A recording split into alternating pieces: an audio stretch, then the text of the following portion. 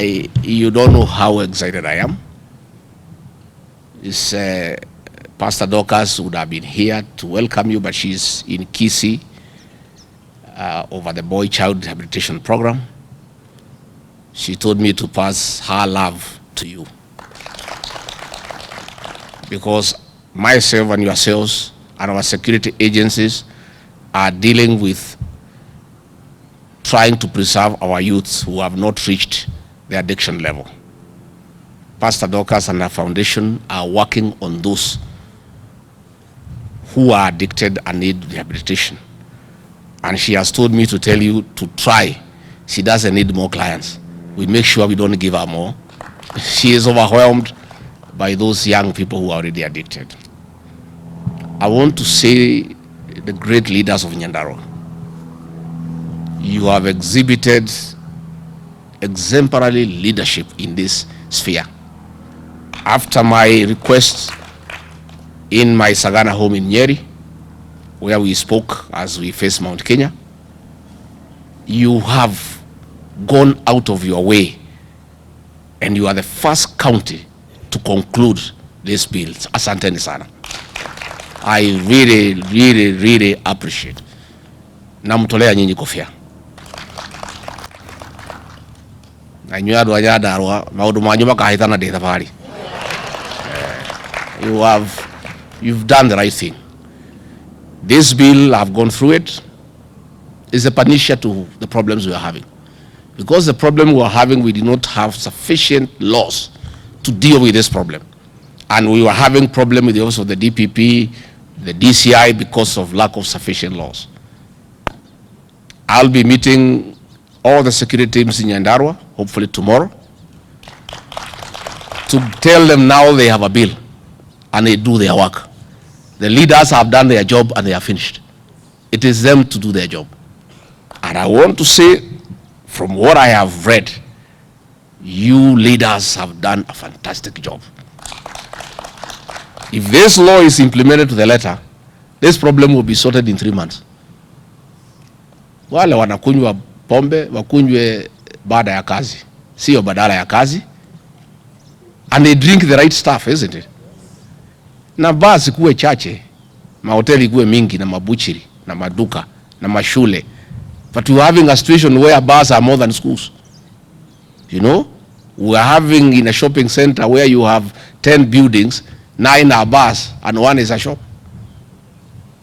And we were losing an entire generation. And I really want to thank my boss, President William Ruto, because he called me and told me this situation is not terrible. And in one of the roles that I play in his government is any other duty assigned by the president. And he did task me to lead this war from the front. And I want to assure the president I will not let him down. And I really want to thank the County Assembly of Nyandarua for supporting me in such a strong manner by creating the right laws to deal with this problem. And we are going to succeed. In the next 2-3 weeks, I'll be meeting all the chiefs and assistant chiefs from the entire region, because I met the higher levels, the higher echelons. I met the OCSs, the ACCs, the DCCs. I want to meet the grassroots people to come and support your effort, because just like you, they are grassroots people. We are not relenting on this war. Many people are trying to sell me fear that these people who drink and the ones who drink and the ones who sell are very active politically, and my political life can come to an end. I know you are being threatened the same way. What we are saying is, if by enacting laws to protect the next generation from extinction, if by making sure the law is applied strictly to save the next generation from extinction, if that will bring our political career to an end, so be it. I don't think there is any need for any leader to lead a drunken population. I don't think there is any pride for me to be deputy president and everybody where I go, they are all staggering and they are sleeping in ditches. I would like to lead sober people, dignified people. That is how you enjoy leadership. People who are prosperous, people who work hard, people who are smart, people who are able to take care of their children, people who are able to take care of their families. No leader worth his salt want to lead a drunken population, broken homes, people who are battered, young people sleeping in the trenches, staggering in meetings. I don't think any leader worth his salt would be interested in leading that kind of population. And I want to say this problem is national, but Central Kenya was the hardest hit, because I think the previous administration, either by design or by default, had an intention to wipe out our young generation in the mountain. Because all the bad alcohol, all the illicit drinks, all the poisonous substances were taken to the Central Kenya region. They were sold during daylight when chiefs are there, police are there, nobody cared, and we were losing almost an entire generation. And I really want to thank President William Ruto for taking the bold step, very courageous, and asking me to lead this war. I'll be going also to the Coast Province, where there is a big problem of drug, the hard drugs. It is a lot, it's quite huge in the Coast Province. And the leaders there have called me to go and try to initiate the effort and give it momentum so that we can work on it. So Mimi, I want to say, watu ya Nyandarua, you know you are my people. I am one of you. You know I have a farm there in Shamata. Na iko pahali nimepata pesa kidogo. So nitakuja mwezi ujao, nichore kanyumba, niweke hapo. Ile Christmas uliona watu wamekuja kwangu Nyeri, Mungu akikubali, Christmas hii nitakuwa na watu ya Nyandarua pale Shamata. I'm going to build something there, little kanyumba kidogo hapo ya mzee, fingira kidogo, tukue tukiongea hapo mambo yetu. So I am very happy that my county of Nyandarua is going to be sober, because I'm also a sober leader. So ningekuwa na huzuni mingi nikiwa ulevi kupidukia ndio imezunguka mimi nyumbani. Kwa hivyo mimi nashukuru sana watu ya nyumbani. And you know, we have come with the president of Nyandarua, I think 7 times. The president and I love Nyandarua. President anapenda Nyandarua sana vile mnampenda, na mimi napenda Nyandarua kwa sababu mimi ni mmoja wenu. Na kwa hivyo tutafanya hii kazi pamoja. Nyoro, the road is on course. The president gave directions na makaratasi imeanza. So hivi karibuni itaanza. Msikuwe na wasiwasi. The financial autonomy of counties is on course. We agreed. Kila arm of government should be allowed to have financial autonomy, so that the executive does not control you. And I want to thank this assembly of Nyandarua and the speaker for your leadership, because you are united. We had a very difficult assembly in the last administration, where the assembly was fighting with the governor, they were fighting among themselves, affecting service delivery. Bwana Speaker nasema hongera under your leadership and the House leadership. Mumeweka Nyandarua pamoja. You are oversighting the governor, but not obstructing from performance. And that is what an assembly should do. Oversight the governor for good governance, but allow him to work, facilitate him, pass his budget, allow him to function. But pahali you need to oversight, please oversight him. And that is the way things should go. Even in the national government, we have told the National Assembly, the Senate, oversight us. There is no problem. Where we are wrong, correct us, but support us where we need to do the right thing. So I really want to say that you people have done very well. And muendelee, na nitakuwa nikialika nyinyi from time to time, na nyinyi pia mnanialika. Tunakuja, tunakunywa chai pamoja, tunaongea mambo yetu. And I'm very clear in my mind that grassroots leaders are very important. I have tremendous respect for grassroots leaders, our MCAs, because they live with the people. Ukitaka kujua ground inasema nini, uliza hawa waheshimiwa. Those of us in Nairobi, we may not know what the ground is saying. These are the ground because they stay on the ground. Hakuna MCA anaishi kwa anakaa tu hapo. Manyumba yenu haina gate, wananchi wanaingia wakitoka. I know what it means in terms of straining you. Munaletewa mashida mingi. And that is why we are happy the courts have allowed the laws on health to go on, so that this burden that you have been having of hospital bills, of raising funds every weekend, will be a thing of the past. Tutapunguza NHIF from 5 to 300, so that everybody has a cover Mtu akigonjeka anaenda hospitali, anatibiwa, anapewa dawa, anaenda nyumbani. So in another 1 year, hii maneno ya harambee za weekend sitaisha, and it will be a relief to all of you. I know muko na mambo ya matanga. I know you have many issues. So we are still committed, the way the president agreed, to meet the 800 MCAs from our part of the political divide. We are going to create a date, mkuje tukue na mazungumzo na rais, tukubaliane, so that we can be able to make progress. Again, I think Bwana Speaker na watu ya forum ya MCAs will organize, I meet the speakers from the region, so that we share with this bill and they tell us wamefikisha wapi, so that we can also urge them on to conclude haraka haraka, so that wale watu wasitoroke Nyandarua waende Nyeri, because that is what will happen with this bill. Wale hawezi wacha, wale ya kuuza vitu baya baya watatoka Nyandarua waende Nyeri, ama waende Kirinyaga, ama waende Kiambu, ama waende Murang'a, ama waende Nakuru. So we want to tighten this thing around the whole space and the whole country, so that wawachane na hii biashara, warudi kwa shamba tukalime pamoja na hawa. And that is what will happen. And I want to ask our traders to know that they are also parents. Much as they are trying to make money, they cannot make money by selling our young people poison. They cannot be rich by killing our people. Even God cannot bless their wealth. Let them look for honest means to earn their livelihood. There are many businesses you can do and make money without killing other people. Mimi sitaki kusema mambo mingi, ile siasa naendelea, mwachana na siasa. Kazi ni hii. Let me say, those who want to lead, hii vijana wakikufa wote utaongoza nani? Come, kwanza utuokoe generation. Then unaweza kujipanga nao huko mbele, isn't it?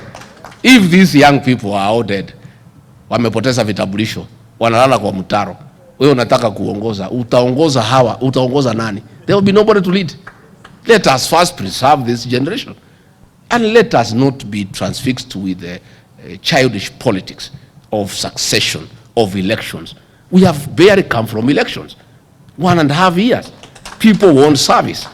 Watu wanataka kuhudumiwa, watu wanataka kujua mambo ya barabara, mambo ya ukulima, mambo ya stima, mambo ya maziwa. Sasa mambo ya uchaguzi ni tuachane na hiyo maneno. I want to appeal to everybody, more so in our region, which people look a little bit confused. Let us focus on service delivery, and we want this region of ours, all this region, to be united under President William Ruto, the way tulikubaliana, tuunge mkono, tuwache mambo mingi na tufanye wananchi kazi. Na aria mara fagira gitaro giki gitu merwa tiri mukungire akorire na alikia. Kwa hivyo mimi nimeshukuru sana. I really want to say I want to say that I'm very, very, very happy. Na nyua Nyandarua mugitoira na ni gerete ni nyume muno. You have really touched my heart.